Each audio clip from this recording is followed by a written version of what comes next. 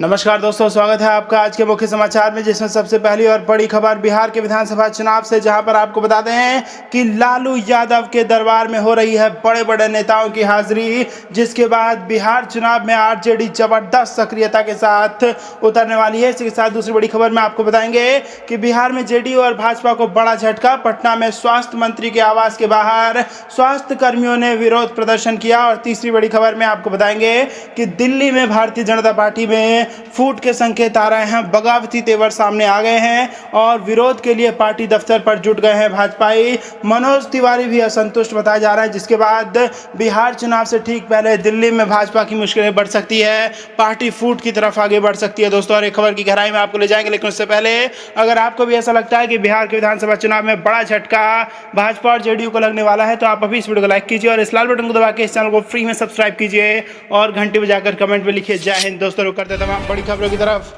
बिहार के नेता ही नहीं, अभिनेता भी लगा रहे लालू दरबार में हाजिरी। जी हां दोस्तों, Bihar assembly election, RJD supremo Lalu Prasad Bihar में होने वाले विधानसभा चुनाव को झारखंड की राजधानी रांची से कमांड कर रहे हैं। पार्टी का घोषित मुख्यालय बने रिम्स निदेशक आवास में सोमवार को भी नेता कार्यकर्ताओं की भीड़ डटी रही। छोटे नेताओं से लेकर बॉलीवुड के अभिनेता अली खान भी बिहार की शेरघाटी विधानसभा से टिकट के लिए सोमवार को रिम्स निदेशक के बंगले के बाहर पहुंचे। पूछने पर कहा कि लालू प्रसाद का हाल जानने आया हूं, शाम में उनसे मुलाकात होनी है, चुनाव लड़ने की इच्छा है कि क्या। इस सवाल पर कहा कि लालू प्रसाद का आशीर्वाद रहा तो जरूर लड़ूंगा। बताया कि उनके विधानसभा के लोग भी उन्हें विधायक के रूप में देखना चाहते हैं। लालू प्रसाद से मिलने के लिए बायोडाटा देने के सवाल का जवाब देते हुए कहा कि फिलहाल बायोडाटा तो नहीं है, लेकिन सुप्रीमो का आशीर्वाद होगा तो वह भी जमा हो जाएगा। उन्होंने निदेशक आवास के बाहर 3 घंटे से अधिक इंतजार किया। इसके बाद देर शाम उनकी मुलाकात लालू प्रसाद से हुई। इसके अलावा सोमवार को निदेशक आवास के सामने न सिर्फ बिहार की दर्जनों गाड़ियां खड़ी दिखी,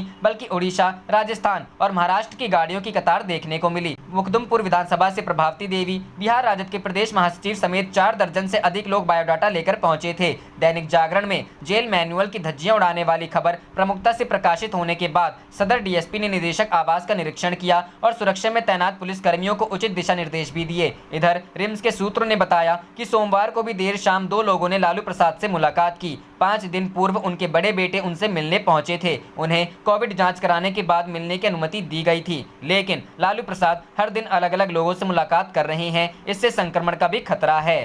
रुख करते हैं अगली खबर की तरफ। बिहार पटना में स्वास्थ्य मंत्री के आवास के बाहर स्वास्थ्य कर्मियों ने विरोध प्रदर्शन किया। जी हां दोस्तों, बिहार की राजधानी पटना में रविवार को एएनएम नर्सिंग की महिलाओं ने नियुक्ति की मांग को लेकर राज्य सरकार के खिलाफ विरोध प्रदर्शन किया। एएनएम नर्सिंग की महिलाओं ने स्वास्थ्य मंत्री मंगल पांडे के आवास के बाहर प्रदर्शन किया और अपनी मांगों के समर्थन में नारेबाजी की। एक प्रदर्शनकारी ने कहा कि 2016 में 6300 वैकेंसी निकाली गई थी, जिसमें से 2000 को ही नियुक्त किया गया। हम नियुक्त की मांग को लेकर यहाँ आए हैं। मंत्री जी कहते हैं कि पैसा नहीं है, हम परेशान हैं। महिला स्वास्थ्य कर्मियों ने बताया कि प्रदेश सरकार कई वर्षों से एएनएम की बहाली नहीं कर रही है। सरकार को जल्द से जल्द बहाली करनी चाहिए। बता दें कि इससे पहले मंगलवार 25 अगस्त को भी राज्य में संविदा पर काम कर रहे एएनएम स्वास्थ्य कर्मियों ने आज स्वास्थ्य मंत्री के घर के बाहर प्रदर्शन किया था। एएनएम स्वास्थ्य कर्मी पिछले काफी समय से नियमित नियुक्ति और समान वेतन की मांग कर रहे हैं। संविदा पर काम करने वाले स्वास्थ्य कर्मियों का कहना है कि वे सामान्य श्रेणी के कर्मचारियों से कहीं अधिक काम करते हैं। इसके बावजूद उन्हें वेतन कम दिया जाता है। इतना ही नहीं,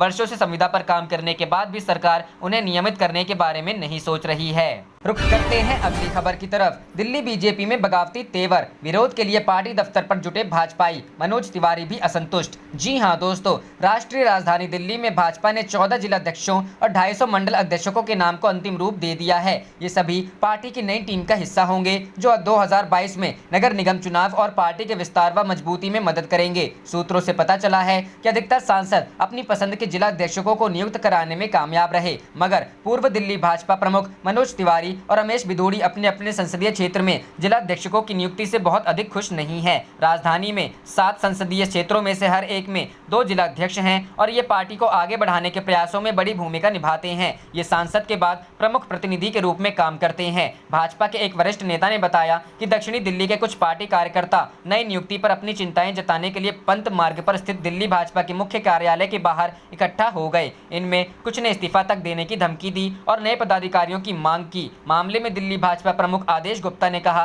कि मैंने उन्हें आश्वासन दिया है कि उनकी चिंताओं पर गौर किया जाएगा। इतनी बड़े पैमाने पर नई नियुक्तियों पर यहाँ या वहाँ कुछ चिंताएं हो सकती हैं, लेकिन सबसे महत्वपूर्ण बात यह है कि ज्यादातर लोग खुश हैं। रुख करते हैं अगली खबर की तरफ। बिहार में कांग्रेस के क्रांति महासम्मेलन टला, प्रणब मुखर्जी के निधन की वजह से लिया गया फैसला। जी हां दोस्तों, बिहार क्रांति महासम्मेलन के जरिए इस आगाज की तैयारी पूरी हो चुकी है, लेकिन इसे फिलहाल टाल दिया गया है। दरअसल पूर्व राष्ट्रपति प्रणब मुखर्जी के निधन की वजह से यह फैसला कांग्रेस ने लिया है। आपको बता दें कि सोमवार शाम पूर्व राष्ट्रपति प्रणब मुखर्जी का निधन हो गया है। वह लंबे समय से सेना के अस्पताल में भर्ती थे। उनकी कुछ दिन पहले ब्रेन सर्जरी हुई थी, उसके बाद से ही वह कोमा में थे। उनके निधन की सूचना देते हुए पुत्र अभिजीत मुखर्जी ने कहा कि भारी मन से सूचित करना पड़ रहा है कि डॉक्टरों के अथक प्रयास और लोगों की दुआओं के बावजूद मेरे पिता प्रणब मुखर्जी हमारे बीच नहीं रहे। वहीं पूर्व राष्ट्रपति प्रणब मुखर्जी के निधन पर मुख्यमंत्री नीतीश कुमार ने शोक जताया है। शोक संदेश में उन्होंने लिखा है कि प्रणब मुखर्जी प्रख्यात राजनेता, कुशल प्रशासक, प्रखर वक्ता एवं राजनीति के ऐसे अजात शत्रु थे जिन्हें पक्ष और विपक्ष समान रूप से आदर और सम्मान देते थे। उन्होंने भारतीय राजनीति में शुचिता और नैतिक मूल्यों की लंबी लकीर खींची है। साथ ही सीएम नीतीश कुमार ने कहा है कि प्रणब मुखर्जी से मेरा आत्मीय संबंध रहा है। उन्होंने कई मौकों पर मेरा मार्गदर्शन भी किया है। उनके निधन से देश की राजनीति में शून्यता की स्थिति उत्पन्न हो गई है। उनका निधन मेरे लिए व्यक्तिगत क्षति भी है। प्रणब मुखर्जी शुरुआत से ही कांग्रेस से जुड़े हुए थे, इसलिए कांग्रेस ने फिलहाल महासम्मेलन को टाल दिया है। हालांकि अभी पार्टी ने स्पष्ट नहीं किया है कि महासम्मेलन कब आयोजित की जाएगी।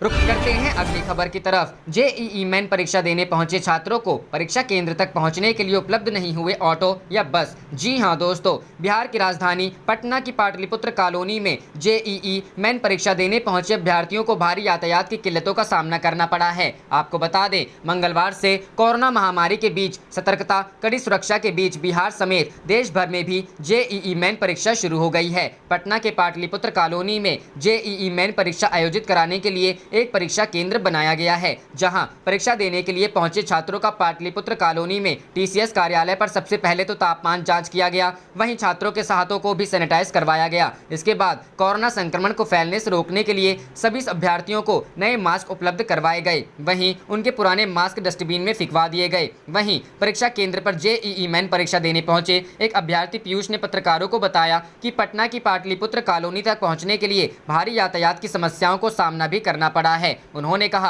कि पटना की पाटलिपुत्र कॉलोनी में बनाए गए परीक्षा केंद्र तक पहुंचने के लिए कोई ऑटो या बस भी उपलब्ध नहीं हुए। बिहार समेत देश भर में इससे पहले जेईई मेन परीक्षा को आयोजित करवाने के फैसले पर कोरोना और बाढ़ की वजह बताकर विरोध किया गया था। याद रहे, बिहार में एलजेपी के अध्यक्ष चिराग पासवान समेत विपक्षी महागठबंधन के दलों ने भी जेईई मेन परीक्षा को आयोजित करवाने के फैसले पर केंद्र और बिहार सरकार को घेरा था। वहीं युवा कांग्रेस ने देश भर में जेईई परीक्षा टलवाने के लिए धरना प्रदर्शन किए थे।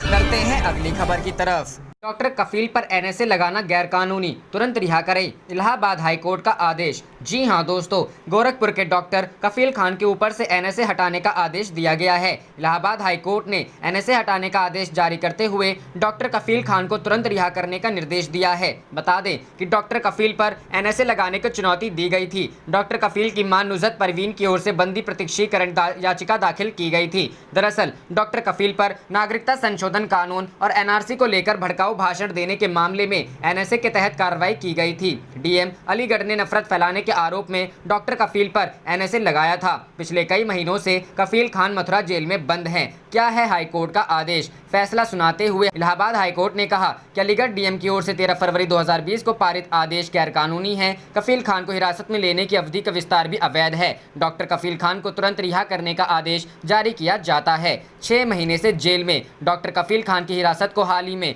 3 महीने के लिए बढ़ा दी गई थी। पिछले करीब 6 महीने से एनएसए के तहत कफील खान मथुरा जेल में बंद हैं। राष्ट्रीय सुरक्षा अधिनियम 1980 की धारा 3 के तहत 13 फरवरी 2020 को कफील खान को अलीगढ़ जिला मजिस्ट्रेट के आदेश पर निरुद्ध किया गया था। रुख करते हैं अगली खबर की तरफ। डॉक्टर कफील खान की रिहाई के आदेश पर प्रियंका गांधी ने दी मुबारकबाद, बोली आशा है यूपी सरकार अविलंब रिहा करेगी। जी हां दोस्तों, उत्तर प्रदेश के गोरखपुर बीआरडी मेडिकल कॉलेज में हुए ऑक्सीजन कांड में आरोपी डॉक्टर कफील को हाईकोर्ट ने बड़ी राहत दी है। है। इलाहाबाद हाईकोर्ट ने कफील खान को अलीगढ़ मुस्लिम विश्वविद्यालय में भड़काऊ भाषण देने के मामले में सशस्त्र जमानत दे दी है। साथ ही उन पर लगे राष्ट्रीय सुरक्षा कानून एक्ट को भी रद्द कर दिया है। कोर्ट ने कहा कि रासुका के तहत गिरफ्तारी अवैध है। डॉक्टर कफील खान की रिहाई के आदेश पर कांग्रेस महासचिव प्रियंका गांधी वाड्रा ने उनकी रिहाई के प्रयासों में लगे तमाम लोगों व अल्पसंख्यक कांग्रेस के कार्यकर्ताओं को मुबारकबाद दी है। साथ ही यूपी की योगी सरकार से कहा कि आशा है कि अब बिना किसी विद्वेष के कफील खान को रिहा किया जाएगा। प्रियंका गांधी ने फेसबुक पोस्ट में लिखा, आज इलाहाबाद हाईकोर्ट ने डॉक्टर कफील खान से रासुका हटाकर उनकी रिहाई का आदेश दिया। आशा है कि यूपी सरकार कफील खान को बिना किसी विद्वेष के अविलंब रिहा करेगी। कफील खान की रिहाई के प्रयासों में लगे तमाम न्याय पसंद लोगों व अल्पसंख्यक कांग्रेस के कार्यकर्ताओं को मुबारकबाद। बता दें कि डॉक्टर कफील खान ने दिसंबर 2019 में अलीगढ़ मुस्लिम विश्वविद्यालय में नागरिकता संशोधन कानून को लेकर भड़काऊ भाषण दिया था। इस मामले में डॉक्टर कफील खान की मुंबई से गिरफ्तारी की गई थी। वह फिलहाल मथुरा जेल में है। इस मुकदमे में 10 फरवरी के बाद डॉक्टर कफील की रिहाई की तैयारी चल रही थी, लेकिन उनके खिलाफ एनएसए के तहत मुकदमा लिखा गया था। अलीगढ़ के जिलाधिकारी द्वारा एनएसए लगाने के आदेश को डॉक्टर कफील खान इलाहाबाद हाईकोर्ट में चुनौती दी थी। रुख करते हैं अगली खबर की तरफ। कोरोना मरीजों की संख्या 37 लाख के करीब। महाराष्ट्र समेत इन राज्यों में सबसे ज्यादा एक्टिव केस। जी हां दोस्तों, केंद्रीय स्वास्थ्य मंत्रालय के अनुसार देश में कोरोना के 69,921 नए मामले सामने आए हैं। वहीं भारत में कोरोना के कुल मरीजों की संख्या बढ़कर 36,91,167 हो गई है, जिनमें से 7,85,996 एक्टिव केस हैं। वहीं 28,39,883 मरीज ठीक हो चुके हैं। देश में अब तक कोरोना से हालांकि बीते 6 दिनों में कोरोना के हर रोज मिलने वाले मामलों में सबसे बड़ी गिरावट देखी गई है। बीते 6 दिनों से कोरोना मरीजों की हर रोज संख्या 70,000 या उससे ज्यादा मिल रही थी। वहीं आज यह आंकड़ा 69,000 पर सिमट गया है। देश में सबसे ज्यादा एक्टिव केस महाराष्ट्र में हैं, जहां 1.5 लाख से ज्यादा मरीज एक्टिव केस हैं। दूसरे नंबर पर तमिलनाडु का नंबर है, तीसरे पर दिल्ली और चौथे 5वें पर गुजरात और पश्चिम बंगाल का नाम है। दुनिया भर में हर रोज मिलने वाले नए कोरोना मरीजों में से 30% अकेले भारत में मिलते हैं। साथ ही हर रोज चिंताजनक बात यह है कि विशेषज्ञों का मानना है कि भारत में अभी भी कोरोना संक्रमण का राष्ट्रव्यापी चरम नहीं आया है, यानी कि अभी हालात इससे भी ज्यादा खराब हो सकते हैं। इंडियन पब्लिक हेल्थ एसोसिएशन ने यह जानकारी दी है। रुख करते हैं अगली खबर की तरफ। देश के मामलों में दखल दे रही फेसबुक, व्हाट्सएप। मोदी सरकार पर आक्रामक हुए राहुल गांधी। जी हां दोस्तों, अमेरिकी अखबार वॉल स्ट्रीट जर्नल ने एक ताज़ा रिपोर्ट में दावा किया है कि जब चुनावों में कांग्रेस की हार हुई थी तो भारत में फेसबुक के एक शीर्ष पदाधिकारी ने आंतरिक कार्यालय संवाद में प्रधानमंत्री नरेंद्र मोदी की खूब तारीफ की थी और कहा था कि यह 30 साल की कड़ी मेहनत का परिणाम है। फेसबुक पर इस नए खुलासे पर कांग्रेस के पूर्व अध्यक्ष राहुल गांधी ने भी प्रतिक्रिया दी है। केरल के वायनाड से सांसद राहुल गांधी ने कहा कि अंतर्राष्ट्रीय मीडिया ने भारत के लोकतंत्र और सामाजिक सद्भाव पर फेसबुक और व्हाट्सएप के हमले को पूरी तरह से उजागर किया है। हमारे देश के मामलों में किसी को भी हस्तक्षेप करने की अनुमति नहीं जा सकती है। मामले में तुरंत जांच करनी चाहिए और दोषी पाए जाने पर दंडित किया जाना चाहिए। राहुल के अलावा कांग्रेस के अन्य नेताओं ने भी भाजपा और फेसबुक के साठगांठ का आरोप लगाया और कहा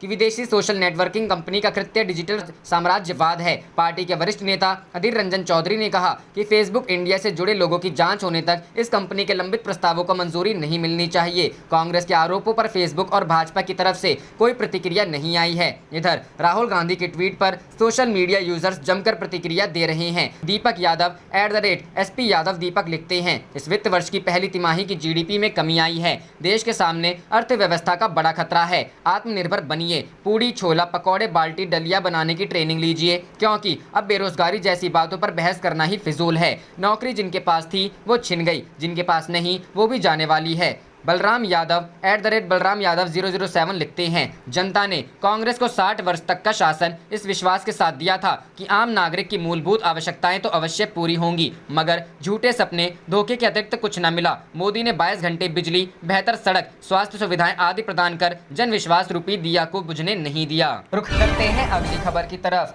कांग्रेस ने उपचुनाव के लिए तय किए 15 प्रत्याशी। यहाँ देखे पूरी लिस्ट। जी हाँ दोस्तों, मध्य प्रदेश में 27 विधानसभा सीटों पर होने वाले उपचुनाव को लेकर कांग्रेस ने प्रत्याशियों की पहली सूची जारी कर दी है। इसमें पार्टी के 15 नेताओं को चुनाव मैदान में उतारने का फैसला किया गया है। जानकारी के मुताबिक प्रदेश कांग्रेस कमेटी के प्रमुख और पूर्व सीएम कमलनाथ इन नामों की सूची AICC को भेजेंगे, जहां से औपचारिक ऐलान किया जाएगा। मध्य प्रदेश कांग्रेस ने 5 सीटों पर 2 नामों का पैनल तय किया है। वहीं 7 सीटों पर 2 से 3 नाम के सुझाव अभी आए हैं। पार्टी जल्द ही पहली सूची के 15 नामों का ऐलान कर देगी। बताया जा रहा है कि कई सीटों पर जाति जातीय समीकरणों की वजह से नाम तय करने में मुश्किलें आ रही हैं। सभी नाम तय होने के बाद प्रदेश कांग्रेस कमेटी के अध्यक्ष और पूर्व मुख्यमंत्री कमलनाथ यह सूची एआईसीसी को भेजेंगे। एआईसीसी से ही मध्य प्रदेश उपचुनाव के उम्मीदवारों के नाम का ऐलान किया जाएगा। रुख करते हैं अगली खबर की तरफ। तेजस्वी को मुख्यमंत्री बनाएंगे अनंत सिंह, लालटेन थमाकर विधानसभा जाने की तैयारी। जी हां दोस्तों, विधायक अनंत सिंह को कभी नीतीश कुमार के बेहद करीबियों में शुमार किया जाता था,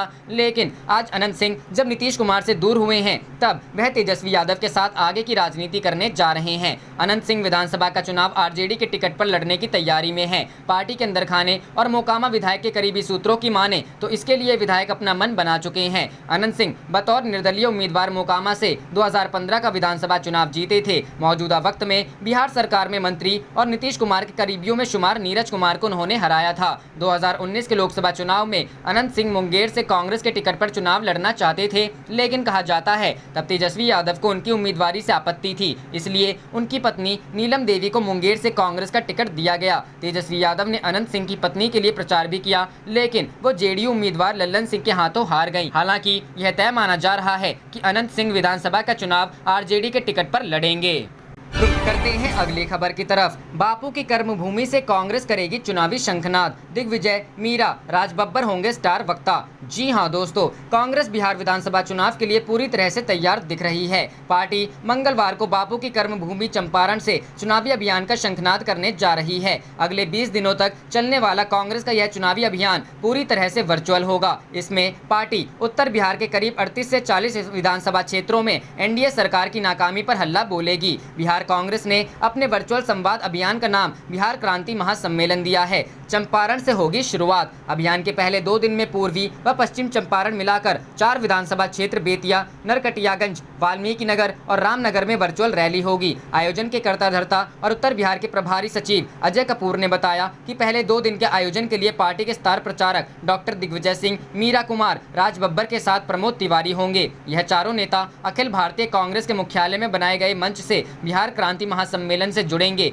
रोज 2 विधानसभा क्षेत्रों में रैली। बिहार कांग्रेस मुख्यालय सदाकत आश्रम में बनाए गए मंच से प्रदेश अध्यक्ष डॉक्टर मदन मोहन झा, विधायक दल के नेता सदानंद सिंह, चारों कार्यकारी अध्यक्ष और दूसरे वरिष्ठ नेता कार्यक्रम में शामिल होंगे। एक दिन में कार्यक्रम 2 चरण होंगे। पहली विधानसभा क्षेत्र में सुबह 11 से 1 बजे, जबकि दूसरी विधानसभा क्षेत्र में अपराह 2 से 3 बजे तक वर्चुअल रैली होगी। सदाकत आश्रम में बनाया गया मंच। पार्टी के प्रदेश अध्यक्ष डॉक्टर मदन मोहन झा ने बताया कि आयोजन की पूरी तैयारी की जा चुकी है। प्रदेश मुख्यालय में मंच बनकर तैयार है। जिन जिलों में वर्चुअल महासम्मेलन होना है वहां के लिए पर्यवेक्षक नियुक्त कर दिए गए हैं। उन्होंने कहा, बिहार की जनता प्रदेश की एनडीए सरकार के कामकाज से बुरी तरह से नाराज है और कांग्रेस की ओर उम्मीद से देख रही है। पहले चरण में उत्तर बिहार में अगले 20 दिनों तक यह महासम्मेलन होगा। इसके बाद दूसरे चरण में दक्षिण बिहार के जिलों में बिहार क्रांति महासम्मेलन आयोजित किया जाएगा।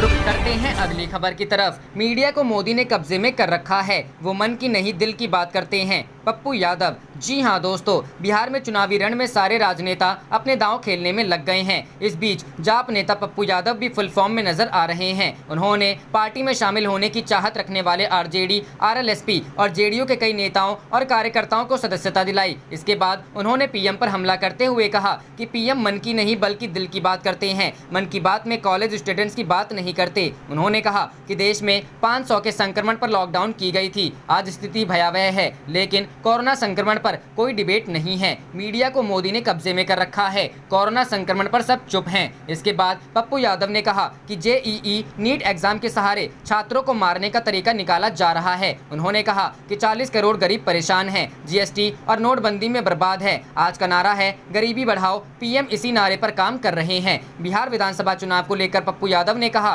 कि कोरोना संक्रमण में चुनाव कराने पर मेरी असहमति है। चुनाव आयोग सरकार के साथ सीधा मिला हुआ है। देश में कोरोना संक्रमण में बिहार टॉप के राज्यों में है। यहाँ चुनाव कराने की बात हो रही है। सीएम नीतीश कुमार के इशारों पर चुनाव आयोग ये सब कर रहा है। आयोग भी मिला हुआ है। उन्होंने कहा कि चुनाव को देखते हुए सभी पार्टियों से हमारी बात चल रही है। वर्किंग कमेटी सारा मामला देख रही है। 5 सदस्यीय कमेटी अन्य पार्टियों से साथ में चुनाव लड़ने पर बात कर रही है। वहीं शरद यादव की जेडीयू में वापस आने की अटकलों पर पप्पू यादव ने कहा कि आरजेडी में उन्हें सम्मान नहीं मिला, वहां सिर्फ 5 लोगों को सम्मान मिलता है। लालू यादव के अलावा सिर्फ 5 लोगों को ही सम्मान दिया जाता है।